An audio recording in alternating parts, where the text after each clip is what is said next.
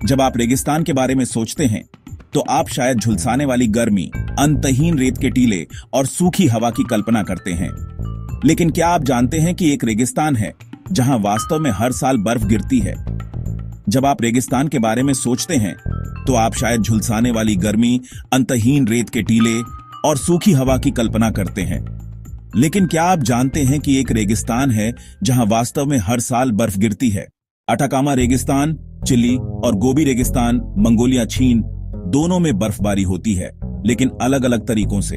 Atacama रेगिस्तान पृथ्वी पर सबसे सूखी जगहों में से एक है, लेकिन सर्दियों के दौरान यहां कभी कभी बर्फबारी हो सकती है जब एंडीज से आने वाली ठंडी हवा नमी से टकराती है। वहीं दूसरी ओर गोबी रेगिस्तान एक ठंडा रेगिस्तान है जहां गर्मियों में अत्यधिक गर्मी और सर्दियों में भारी बर्फीले तूफान दोनों देखने को मिलते हैं।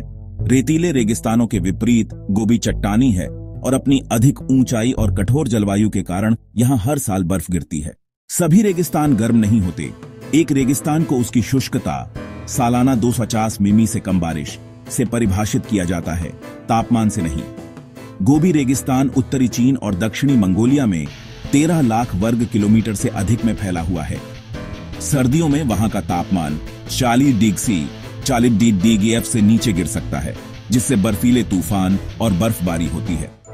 मंगोलिया में खानाबदोश चरवाहों को इन क्रूर सर्दियों के अनुकूल ढलना पड़ता है, जिन्हें जुद के नाम से जाना जाता है, जो पशुओं के लिए विनाशकारी हो सकता है।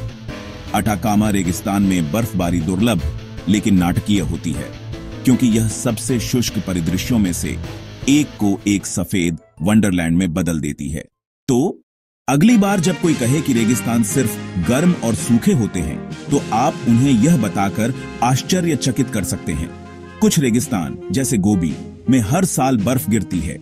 आपके अनुसार कौन सा अधिक कठोर है, एक गर्म रेगिस्तान या एक बर्फीला रेगिस्तान?